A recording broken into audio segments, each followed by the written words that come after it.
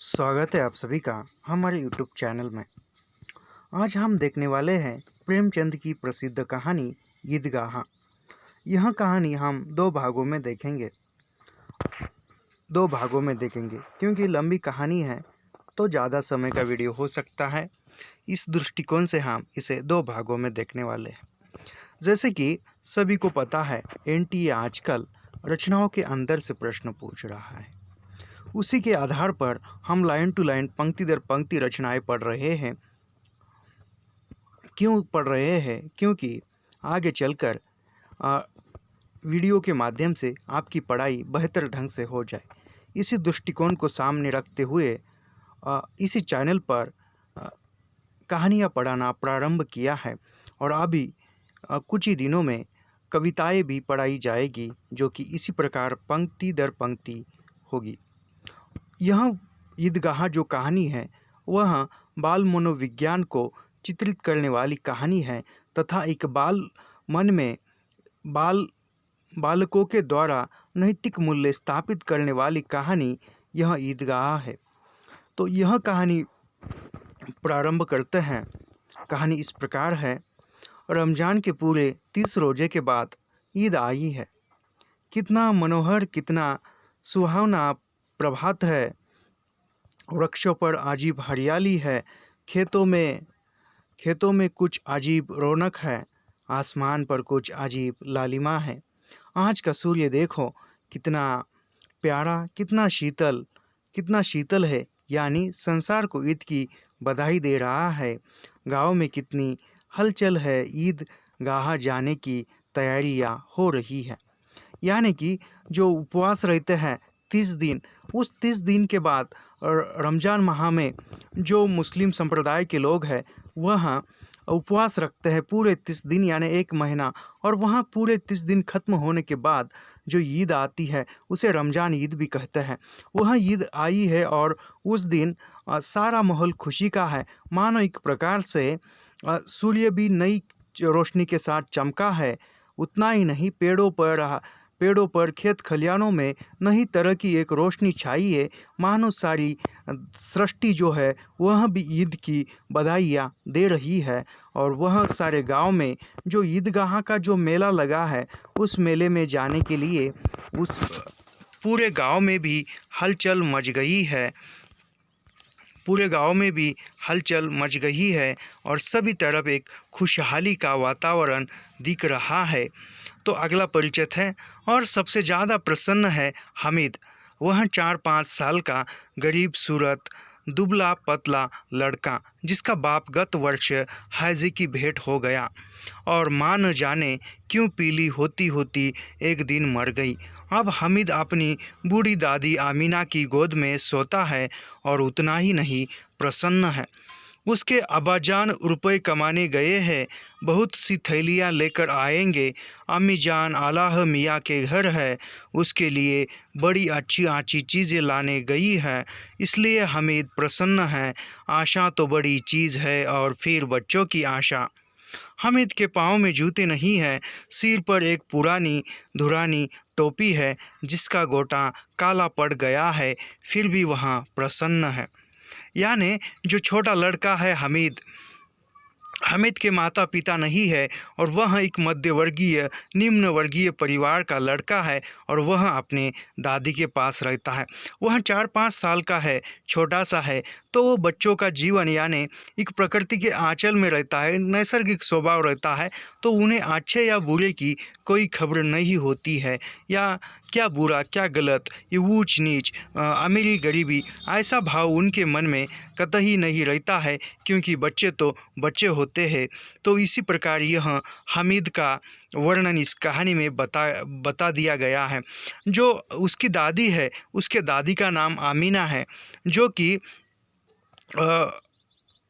कि वहाँ उसके ही अपनी दादी के गोद में यानी दादी के पास ही रहता है, तो वह दादी कहती है कि तुम्हारे जो अब्बा जान है यानी तुम्हारे जो पिता है उसके पिता की भी मृत्यु हो चुकी है।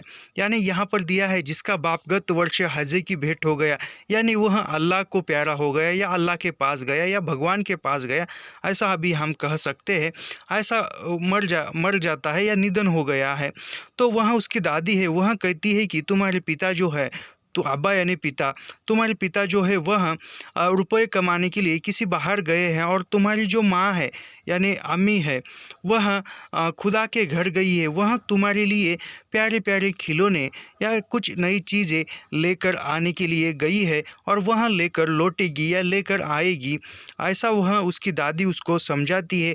और बच्चे तो बच्चे होते हैं, यानी बच्चों का स्वभाव एक नेचुरली होता है, नैसर्गिक होता है, प्रकृति के आंचल, प्रकृति का जैसा स्वभाव है उसी प्रकार उनका स्वभाव रहता है। तो वह एक आशा के ज़रिए, यानी वह उसके मन में क्या आशा है, यह आशा है कि मेरी माँ अल्लाह के घर से या मेरी माँ भगवान से घर से बहुत सारी मेरे लिए अच्छे अच्छे खिलौने या अच्छी अच्छी चीज़ें लेकर आएगी। और मेरे जो अब्बा है वह अब्बा भी मेरे जो पिता है वह पिता भी पैसे कमाने के लिए दूसरे शहर गए हैं या विदेश गए हैं, वह भी पैसे कमा कर मेरे लिए लाएंगे, और फिर उस प्रकार मेरा भी जीवन सुधर सकता है। मैं भी अन्य बच्चों के साथ खेल सकता हूँ, खेल कूद सकता हूँ, नई नई खिलौने खरीद सकता हूँ। इस आशा से वह खुश है। और उसके सिर पर जो एक टोपी है वह भी पुरानी टोपी है, लेकिन कुछ पुराना नया अच्छा या बुरा इसकी कोई उसको ये नहीं है। तो वह अपने ही खुशी में मदमस्त है, एक आशा के ज़रिए वह अपना जीवन जी रहा है, मगर क्या बुरा और क्या सच उसका उसको कतई अंदाज़ा नहीं है। तो अगला परिचित है, आभागीन अमीना अपनी कोठरी में बैठी रो रही है। आज ईद का दिन, उसके घर में दाना नहीं।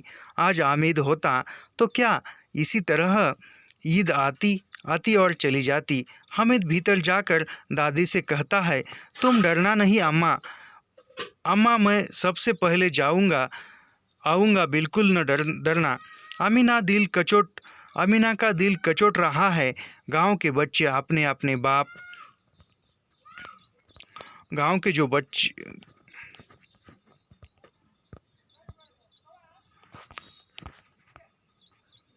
यानी यहाँ पर जो हमीद है, हमीद अभी मेले में जाने की जिद कर रहा है, और वह कहता है कि तुम डरना मत, मैं सबसे पहले आऊँगा, यानी कि मैं मेले में जाकर सबसे पहले आऊँगा। यानी वह अकेले को भेजने के लिए डर रही है, उसकी जो हमीद को भेजने के लिए अमीना उसकी दादी जो है वह दादी उसको मेले में भेजने के लिए डर रही है, भीड़ में भेजने के लिए डर रही है। अकेला बच्चा है, उसके साथ कोई नहीं है, और वह कैसे जाएगा, ऐसे उसके मन में ख्याल आ रहा है। लेकिन वह अपने दादी को धीरज देते हुए कहता है कि तुम डरना मत, क्योंकि मैं सबसे पहले आऊँगा, और तुम बिल्कुल न डरना, मुझे समझ में आता है, ऐसा वह कहता है। इतना ही नहीं, अभी गांव के जो बच्चे हैं वह बच्चे अपने बाप के साथ या अपने पिता के साथ जाने वाले हैं, यानी सभी उसके जो दोस्त हैं उनके साथ कोई ना कोई है जो कि उसके साथ मेले में जाने वाला है। लेकिन हामिद जो है, हामिद अकेला लड़का है, वह कोई नहीं है उसका। हामिद का बाप अमीना के सिवा और कौन है, उसे कैसे अकेले मेले जाने दे। उस भीड़ भाड़ में बच्चा कहीं खो जाए तो क्या हो। नहीं, अमीना उसे यूं न जाने देगी, नन्ही सी जान 3 कोस चलेगा कैसे। यानी अमीना सोच रही है उसके साथ तो जाने वाला कोई नहीं है, उसकी माता पिता जो भी है वह तो मैं ही हूँ, लेकिन जो अकेला बच्चा है, छोटा बच्चा है, वह 3 कोस या 3 मील कैसे चलेगा। क्योंकि उस ज़माने में कहीं जाने के लिए गाड़ियाँ या मोटर की व्यवस्था नहीं थी, तो वह लोग पैदल ही जा रहे थे। तो वह अकेला बच्चा कैसे जाएगा 3 कोस चलते हुए। यह अमीना के मन में, उसके दादी के मन में प्रश्न उत्पन्न होता है। पैर में छाले पड़ जाएंगे, जूते भी तो नहीं है। यानी अमीना के मन में फिर से प्रश्न उत्पन्न हो रहा है कि पैर में छाले पड़ जाएंगे क्योंकि जूते भी नहीं है। वह थोड़ी थोड़ी दूर पर उसे गोद में ले लेगी, लेकिन यहाँ सेवैया कौन पकाएगा, पैसे होते तो लौटते लौटते सब सामग्री जमा करके चटपट बना लेती। यहाँ तो घंटों चीज़ें जमा करते लगेगी। यानी वह क्या सोच रही है, एक मनोवैज्ञानिक तरह से लेखक ने कहानी लिखने का प्रयास किया है। लेखक कह रहे हैं कि यहाँ पर अमीना के ज़रिए कह रही है, मैं भी जाती, लेकिन यहाँ घर का जो काम है, घर में जो सेवैया है वह पकाएगा कौन। यदि मेरे पास पैसे होते तो मैं वहाँ जो सामग्री है सेवैया पकाने की वहाँ आते समय ले आती और झटपट पका लेती थी, लेकिन मेरे पास उतने पैसे भी नहीं है, तो यह कैसे होगा, वह सोच रही है। और मांग मांग के उसको यानी यहाँ वहाँ से चीज़ें इकट्ठा करके सेवैया पकाने हैं या बनाने हैं। यहाँ तो घंटों चीज़ें यानी घंटों घंटों बीत जाते हैं, यहाँ से कुछ थोड़ा सी सामग्री वहाँ से थोड़ी सामग्री मांग कर लाने के लिए। मांगे का ही तो भरोसा ठहरा। उस दिन फरहीम के कपड़े सिले थे, 8 आने पैसे मिले थे। उस अठन्नी को ईमान की तरह बचाती चली आती थी इसी ईद के लिए, लेकिन कल ग्वालिन सिर पर सवार हो गई तो क्या करती। हामिद के लिए कुछ नहीं है तो 2 पैसे का दूध तो चाहिए ही। आप तो कुल 2 आने पैसे बच रहे हैं। एक मिनट, वो PDF है तो ऊपर नीचे होता जा रहा है। यानी इतनी कुछ ये है। आमीना जो है वह बार बार सोच रही है, लेकिन बच्चा जो है बच्चा ही होता है, तो उसी प्रकार वह भी सोच रहा है। यहाँ पर वह मांग कर यानी वह सिलाई बुनाई का काम घर में ही करती है। वह कहती है कि उस दिन जो फहीम के कपड़े सिए थे तो उससे उसको 8 आने पैसे मिले थे, और उस आटानी को ईमानदारी से यानी बचाती चलिए कटौती करते हुए उस 8 आने को संभाल कर रखा है, और उससे जो ग्वालिन के पैसे थे वह भी चुकाए हैं, और आप बचे हैं सिर्फ 3 पैसे। हामिद की जेब में 5, अमीना के बटुए में। यही तो बिसात है, और ईद का त्यौहार अल्लाह ही बेड़ा पार लगाए। यानी जो 8 आने थे उनमें से ही वह हामिद को 5 पैसे निकाल कर देती है, और वह कहती है अब इसमें भी अल्लाह बेड़ा पार कराएगा, यानी ईश्वर देखेगा। गांव से मेला चला और बच्चों के साथ हामिद भी जा रहा था। हामिद के पैरों में तो जैसे पर लग गए हैं, वह कभी थक सकता है। शहर का दामन आ गया। सड़क के दोनों ओर अमीरों के बगीचे हैं। पक्की चार दीवारी बनी हुई है।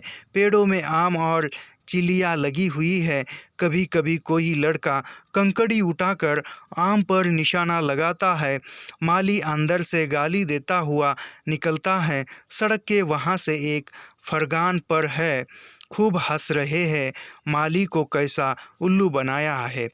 यानी जो गांव से मेला चला है, गांव से जो मेले में लोग जा रहे हैं, उसी के साथ हामिद भी है, मगर हामिद थकता नहीं है, रुकता नहीं है, मानो उसके पैर में पंख लगे हुए हैं। उसी प्रकार वह चल रहा है। जो सड़क के दोनों किनारों पर बगीचे हैं, आम की बगीचे हैं, जो चिल्लिया नामक कोई फल होता है उसके बगीचे हैं। वह बगीचे ऐसे हैं जो अमीर लोगों के हैं, और उसके चारों ओर कंपाउंड बना लिया है ऊंची ऊंची दीवारों से। तो कोई उसके आम या चिली नामक फल कोई चुरा न ले। लेकिन फिर भी जो बच्चे हैं वह बच्चे कंकड़ उठाकर फेंक रहे हैं वह फल गिराने के लिए, आम या चिली। तो वह देखकर जो माली है वह माली गालियाँ देते हुए बाहर आता है, और कोई उसमें से एक हाथ फल चुराता है तो वह समझता है कि माली को हमने उल्लू बनाया। ऐसे ही धूमधाम से मेला शहर चल रहा है। बड़ी बड़ी इमारतें आने लगी। यह अदालत है, यह कॉलेज है, यह क्लब घर है। इतने बड़े बड़े कॉलेज में कितने लड़के पढ़ते होंगे। सब लड़के नहीं है जी, बड़े बड़े आदमी हैं। सच, उनकी बड़ी बड़ी मूछें हैं। इतने बड़े बड़े हो गए, अभी तक पढ़ने जाते हैं। न जाने कब तक पढ़ेंगे और क्या करेंगे। इतना पढ़कर क्लब घर में जादू होता है। सुना है यहाँ मुर्दे की खोपड़ियाँ दौड़ती है। यानी जो शहर में जा बड़ी बड़ी इमारतें देखने लगी है और वहाँ देखकर कहते हैं, एक दूसरे से चर्चा कर रहे हैं कि यह अदालत है, यहाँ पर कोर्ट कचहरी की काम चले जाते हैं, यह कॉलेज है और यह क्लब है। ऐसा एक दूसरे से चर्चा करते हुए वहाँ आगे बढ़ रहे हैं।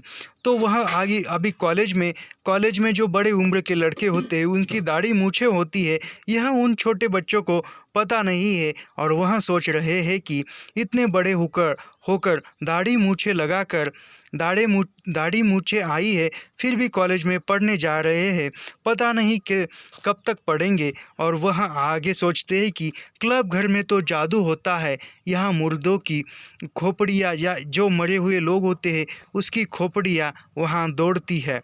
ऐसा वहाँ एक दूसरे से चर्चा कर रहे हैं। एक बालक है, तो बालक के सोच से ही वह बातें कहानीकार ने लिखी है। और बड़े बड़े तमाशे होते हैं, पर किसी को अंदर नहीं जाने देते। और वहाँ शाम को साहब लोग खेलते हैं, बड़े बड़े आदमी खेलते हैं, मूछों दाढ़ी वाले, और मेमो भी खेलती है। यानी जो क्लब में है, क्लब में बड़े बड़े लोग खेलते हैं, जो ताश खेलते हैं। ऐसे कुछ कुछ खेल होते हैं जो बड़े बड़े लोगों के होते हैं, वह अमीर लोगों के होते हैं। इतना ही नहीं, दाढ़ी मूंछों वाले लोग भी खेलते हैं। और जो मैम है, जो महिलाएं हैं, वह महिलाएं भी यहाँ पर खेलती है। आगे चले हलवाइयों की दुकानें शुरू हुई। आज खूब सजी हुई थी, इतनी मिठाइयाँ और खाता है। देखो न, एक एक दुकान पर मनो होगी। सुना है रात को जिन्नात आकर खरीद ले जाते हैं। अब्बा कहते थे कि आधी रात को एक आदमी हर दुकान पर जाता है और जितना माल बचा होता है वह तुलवा लेता है और सचमुच के रुपए देता है, बिल्कुल ऐसे ही रुपए। यानी अभी बच्चों की जो बातें हैं, उसी प्रकार कहानीकार ने भी बाल मनोविज्ञान को एक सूक्ष्मता के साथ चित्रित किया हुआ वह बातें कहानीकार ने बारीकी से लिखने का प्रयास किया है। और यह प्रयास प्रेमचंद का सफल भी रहा है। अभी वहाँ हलवाई की दुकानें, यानी वह मेले में पहुँच चुके हैं, बड़े बड़े मिठाइयों की दुकानें हैं। आज वह मेला है, इसलिए वह अच्छी तरह से सज धज कर अच्छी दुकानें जो है वह लगाई गई है। एक एक दुकान मनो होगी, यानी एक एक दुकान ऐसी बीतती जाती है। और वहाँ बच्चे चर्चा करते हुए कह रहे हैं कि रात को जो है, रात होने पर यहाँ पर जो जिन्नात यानी जो स्वर्ग का जो स्वर्गदूत है वह आता है। मेरे अब्बा कहते थे, यानी पिता कहते थे उसके, कि वहाँ आधी रात कर कोई एक स्वर्ग से या भगवान का दूध आता है, आकर वह सारी जो बची हुई मिठाइयाँ है वह मिठाइयाँ लेता है और मोल लेता है, यानी खरीद लेता है। और सचमुच के पैसे, जैसे कि अभी जो सचमुच के पैसे है, उसी पैसों के ज़रिए पैसों से वह खरीदता है और ख़रीदने के बाद वह जो जिसको ज़रूरत है उसको देता है। ऐसा वह बालक लोग चर्चा कर रहे हैं।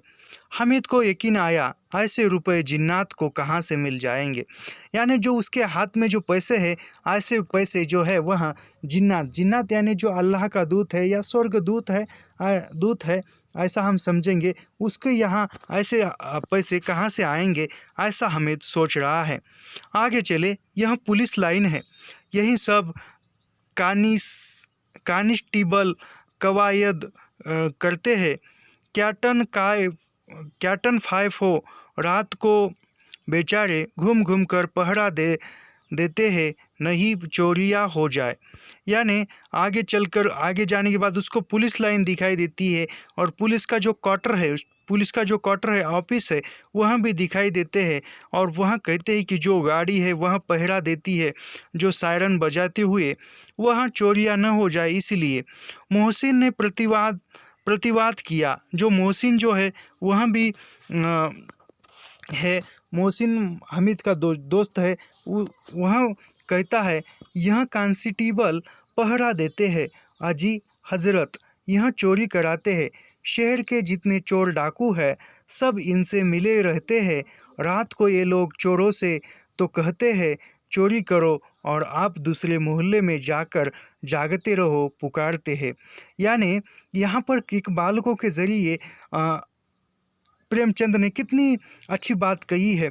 एक बालक है, मोहसिन जो बालक है वह कह रहा है यह कांस्टेबल जो है, यह पुलिस वाले जो है, वह यह पुलिस वाले ही चोरी करवाते हैं।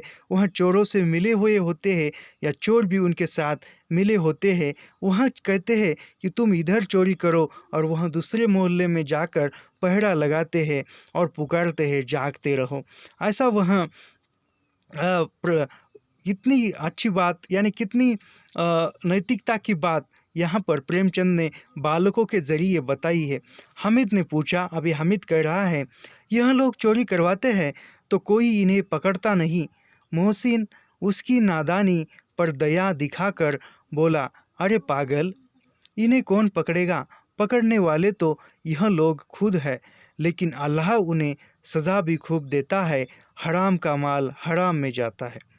यानी यहाँ पर जो हामिद पूछता है तो यह लोग चोरी करवाते हैं, तो हामिद आश्चर्य से पूछता है कि यह पुलिस वाले होकर यह लोग चोरी करवाते हैं। तो मोहसिन जो है वह कहता है, अरे पागल, इन्हें कौन पकड़ेगा, यह ही चोरी करवाते हैं।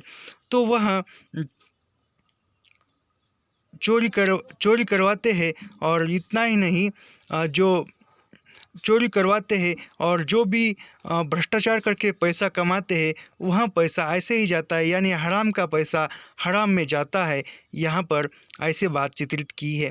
अब बस्ती घनी होने लगी, ईदगाह जाने वालों की टोलियाँ नज़र आने लगी। बच्चों के लिए नगर की सभी चीज़ें अनोखी थी। सहसा ईदगाह नज़र आई, ऊपर इमली के घने वृक्षों की छाया है। रोजदारों की पत्तियां एक के पीछे एक जाने कहाँ तक चली गई।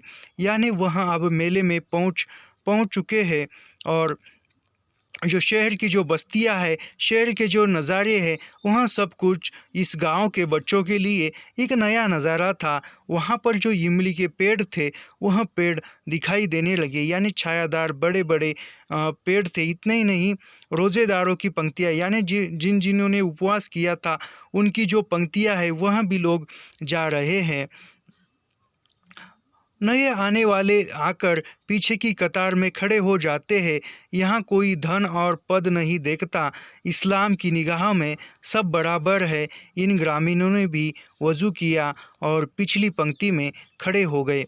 यानी वहाँ पर जो नमाज के लिए आ रहे हैं, ईदगाह में आने के बाद नमाज पढ़ने के लिए जा रहे हैं लोग, तो वहाँ कह रहे हैं कि भगवान के घर में, अल्लाह के निगाह में, यानी भगवान के घर में जो है वह सब बराबर है। यहाँ कोई नीच ऊंच, अमीर गरीब ऐसा कोई नहीं है, सब एक समान है। तो उसी प्रकार ये जो गांव से लोग आए थे इन्होंने भी वज़ू किया, यानी जो नमाज है वह नमाज की, और जो भी होने के बाद वह भी कतार में खड़े हो गए, पंक्ति में खड़े हो गए। कितना सुंदर संचलन है, कितनी सुंदर व्यवस्था है। लाखों सिर एक साथ सिजदे में झुक जाते हैं, फिर सब के सब एक साथ खड़े हो जाते हैं, एक साथ झुकते हैं और एक साथ खड़े हो जाते हैं। कई बार यह क्रिया होती है जैसे बिजली की लाखों बत्तियां एक साथ जल उठी हो और एक साथ बुझ जाए, और यह क्रम चलता रहा। कितना अपूर्व दृश्य था, मानो भाईचारे का एक सूत्र इन समस्त आत्माओं की एक लड़ी में पिरोए हुए है। यानी यहाँ पर प्रेमचंद जो है वह एकता की बात करते हैं। वह कह रहे हैं कि जो मस्जिद है उस मस्जिद में लाखों सर, यानी जो भी नमाज के लिए आए हैं वह एक साथ सभी सिर जो है वह नीचे झुकते हैं और एक साथ ऊपर की तरफ उठते हैं। ऐसा अद्भुत जो नज़ारा है वह नज़ारा यहाँ पर देखने को मिलता है। और यह सब यहाँ पर सब एकता की बात की है प्रेमचंद ने। इसका कहानी का दूसरा भाग है। नमाज खत्म हो गई, लोग आपस में गले मिल रहे थे, तब मिठाई और खिलौने की दुकान पर धावा होता है, यह देखो हिंडोला है, यह पैसे देकर चढ़ जाओ। यानी नमाज हो गई है, एक दूसरे ने एक दूसरे से बधाइयाँ दी है, एक दूसरे से गले मिले हैं, और वहाँ अभी जो हिंडोला यानी जो एक आगास पालने की तरह वैसा ही कुछ है, इस पर पैसे देकर चढ़ जाओ और मस्ती करो। कभी आसमान पर जाते हुए मालूम होंगे, कभी ज़मीन पर गिरते हुए, यह चरखी है। यानी एक आगास पालना जो है तो उसी प्रकार वही है, लेकिन यहाँ पर उसका नाम हिंडोला दिया गया है। तो वह कभी आसमान को छूता तो कभी नीचे आ जाता, यह एक चरखी है, यानी एक चक्की के ज़रिए वह घूमता है। लकड़ी के हाथी, घोड़े, ऊँट छोटों छोटों में लटके हुए हैं, एक पैसा देकर बैठ जाओ और 25 चक्रों का मज़ा लो। यानी यहाँ पर जो लकड़ी के हैं, लकड़ी के या आजकल तो प्लास्टिक के हैं, लेकिन उस ज़माने में लकड़ी के घोड़े, ऊँट ऊँट थे, तो उस पर पैसे देकर बैठ जाओ और 25 चक्कर का मज़ा लो। यानी बच्चों के खेलने की चीज़ें हैं। महमूद और मोहसिन और नूरे और समी इन घोड़े और ऊँटों पर बैठते हैं। हामिद दूर खड़ा है, 3 ही पैसे तो उसके पास है, अपने कोष का 1/3 ज़रा सा चक्कर खाने के लिए नहीं दे सकता। यानी उसके जो साथी है वहाँ उसके नाम है महमूद और मोहसिन और नूरे और सम्मी। इन घोड़ों पर ऊँटों पर जो उसके जो मित्र है, वह मित्र घोड़ों पर ऊँटों पर बैठकर मज़े लेते हैं, लेकिन हामिद जो है वहाँ दूर खड़ा होकर यह सब देखता है, क्योंकि उसके पास 3 ही पैसे हैं और वह 3 पैसे वहाँ ऐसे चक्कर खाने में या खेलने में वह खर्च करना नहीं चाहता है। सब खर्चियों से उतरते हैं, अब खिलौने लेंगे। इधर दुकानों की कतार लगी हुई है, तरह तरह के खिलौने हैं, सिपाही और गुजरिया, राजा और वकील, भिश्ती और धोबिन और साधु, वहाँ कितने सुंदर खिलौने हैं। अब बोलना ही चाहते हैं। महमूद सिपाही लेता है, खाकी वर्दी और लाल पगडंडी वाला, कंधे पर बंदूक रखे हुए मालूम होता है, अभी कवायद किए चला आ रहा है। मोहसिन को भिश्ती पसंद आया, कमर झुकी हुई है। यानी यहाँ पर जो खेलने कूदने की जो चीज़ें थी, वह सब होने के बाद वह खिलौने की दुकान है, उस कतार में जाते हैं, और वहाँ जाने के बाद यह परीक्षा जो है, यह ध्यान से सुनिए या नोट करके लीजिए। अगली जो परीक्षा था, उस परीक्षा में जो जून माह में हुआ था, उस परीक्षा में था कि ईदगाह कहानी में मेले से भिश्ती कौन खरीदता है, तो उसका उत्तर मोहसिन था। यहाँ पर अन्य पर्याय दिए थे, तो अब याद रखिए, उस मेले में आप खिलौने लेंगे, यानी वहाँ खिलौने लेने के लिए जाते हैं। इधर दुकानों की कतार लगी हुई है, एक तरह के खिलौने हैं, सिपाही और गुजरिया, राजा और वकील, भिश्ती और धोबिन और साधु, वहाँ कितने सुंदर खिलौने हैं। अब बोलना ही चाहते हैं। महमूद सिपाही लेता है। अभी पिछली बार जो है भिश्ती किसने खरीदा था, यह पूछा था, तो इस बार सिपाही कौन खरीदता है, यह भी पूछा जा सकता है। तो महमूद सिपाही खरीदता है, खाकी वर्दी और लाल पगडंडी वाला, कंधे पर बंदूक रखे हुए मालूम होता है।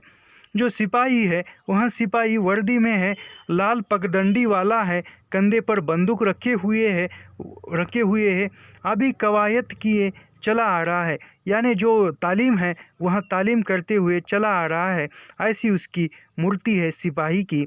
मोहसिन को भिश्ती पसंद आया, कमर झुकी हुई है, यानी जो भिश्ती है वह भिश्ती पानी जो है कमर झुकी हुई वाला, वह भिश्ती मोहसिन खरीदता है। यह जो है अभी तुरंत जो एग्ज़ाम हो गई थी नेट की जून में, तो उसी में यह प्रश्न पूछा गया था कि ईदगाह कहानी में मेले से भिश्ती कौन खरीदता है, खरीद कर लाता है, यह प्रश्न पूछा गया था, तो इसका उत्तर मोहसिन था।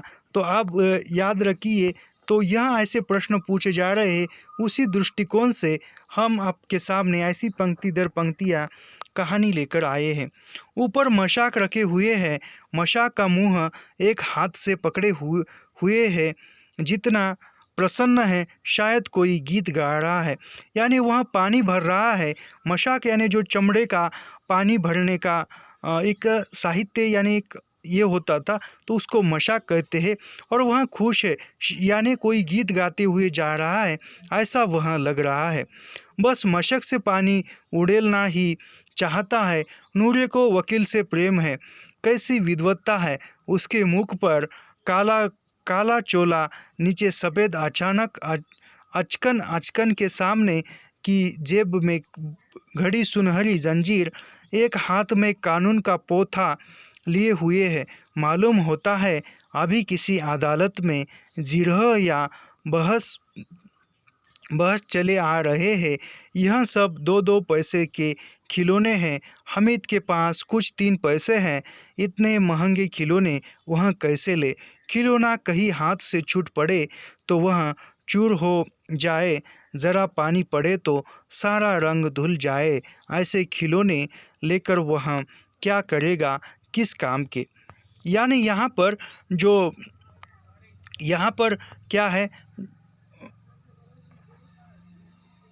यहाँ पर मेले का चित्रण हो रहा है। मोहसिन ने जो भिश्ती खरीद ली है उसका भी वर्णन दिया हुआ है। वह पानी भर रहा है और खुश है। इतना ही नहीं, आगे जो है वह नूरे वकील खरीदता है और ऐसा वकील का चित्र खरीदता है मानो वह अभी अदालत में जा रहा है या अदालत में बैठा हुआ है, वह फैसला करने के लिए जा रहा है। लेकिन हामिद के पास 3 ही पैसे हैं। वह 3 पैसों से कोई खिलौना खरीदना नहीं चाहता है, क्योंकि वह कहता है कि मिट्टी के खिलौने हैं, वह यदि गिरे तो टूट जाएंगे। उसी ख्याल से वह टूट जाएंगे या रंग उड़ जाएगा और वह पुराने हो जाएंगे। इसी ख्याल से हामिद खिलौने नहीं खरीदता। हामिद खिलौने की निंदा करता है। यानी हामिद जो है खिलौने की निंदा करता है। मिट्टी के तो है, गिरे तो चकनाचूर हो जाए। लेकिन ललचाई हुई आँखों से खिलौनों को देख रहा है और चाहता है कि ज़रा देर के लिए उन्हें हाथ में ले सकता है। उसके हाथ अनायास ही लपकते हैं। यानी वह ऊपर से बातें कर रहा है कि यह खिलौने मिट्टी के हैं, गिरे तो टूट जाएंगे, लेकिन आँख में एक लालसा है, आँख में एक सुख है, एक इच्छा है जो कि खिलौने ले लूँ और उसको हाथ लगाऊँ। ऐसा है। लड़के इतने त्यागी नहीं होते, विशेषकर जब अभी नया शौक है। हामिद ललचता रहा जाता है, लेकिन हामिद जो है वह एक लालसा में रहता है। खिलौने के बाद मिठाइयाँ आती है। किसी ने रेवड़ियाँ ली है, किसी ने गुलाब जामुन, किसी ने सोहन हलवा मज़े से खा रहे हैं। हामिद बिरादरी से पृथक है। अभागे के पास 3 पैसे हैं, क्यों नहीं कुछ लेकर खाता? ललचाई आँखों से सबकी ओर देखता है। यानी उसके जो दोस्त है, वह दोस्त जो है वह मिठाइयाँ खरीद रहे हैं। वह यहाँ पर कोई रेवड़ियाँ लेता है, कोई गुलाब जामुन, सोहम हलवा लेता है, लेकिन सब मज़े से खा रहे हैं मिठाइयाँ लेकर। लेकिन हामिद जो है, हामिद उसके हालात से, परिस्थिति से परिचित है, तो वह सिर्फ उसके पास 3 पैसे हैं, सबकी तरफ देख रहा है लेकिन कुछ खरीदता नहीं। मोहसिन कहता है, हामिद रेवड़ी ले जा, किसकी कितनी खुशबूदार है। हामिद को संदेह हुआ मोहसिन इतना उदार नहीं है, लेकिन यह जानकर भी वह उसके पास जाता है। मोहसिन दोनों से एक रेवड़ी निकालकर हामिद की ओर बढ़ाता है। हामिद हाथ फैलाता है। मोहसिन रेवड़ी अपने मुंह से रख लेता है। महमूद, नूरे और सम्मी खूब तालियां बजा कर हंसते हैं। हामिद खिसी आ जाता है। यानी यहाँ पर जो दोस्त है, उसके दोस्त उसकी मज़े लेते हैं। जो मोहसिन है, वह मोहसिन रेवड़ियाँ खा रहा है और वह हामिद को बुलाता है और उसकी तरफ रेवड़ियाँ है जो है वह देने के लिए हाथ बढ़ाता है। हामिद लेने के लिए हाथ फैलाता है तो मोहसिन पुनः अपने मुंह में वह रेवड़ी डालता है। तो बाकी के जो बच्चे हैं, वह बच्चे जो है वह तालियां बजाकर हंसते हैं, यानी यहाँ पर हामिद का मजाक उड़ाते हैं। जो कैसा है, मोहम्मद नूरी और शम्मी खूब तालियां बजाते हैं। हामिद हामिद का जो मन है वह सिसक जाता है। तो आज इस भाग में यहाँ तक ही, अगले भाग में इससे आगे की कहानी देखेंगे। मिलते हैं नेक्स्ट वीडियो में। और आगे की कहानी देखने के लिए या सभी कहानियाँ देखने के लिए हमारे चैनल को सब्सक्राइब कीजिए, लाइक कीजिए और शेयर करना मत भूलिए। मिलते हैं नेक्स्ट वीडियो में। धन्यवाद।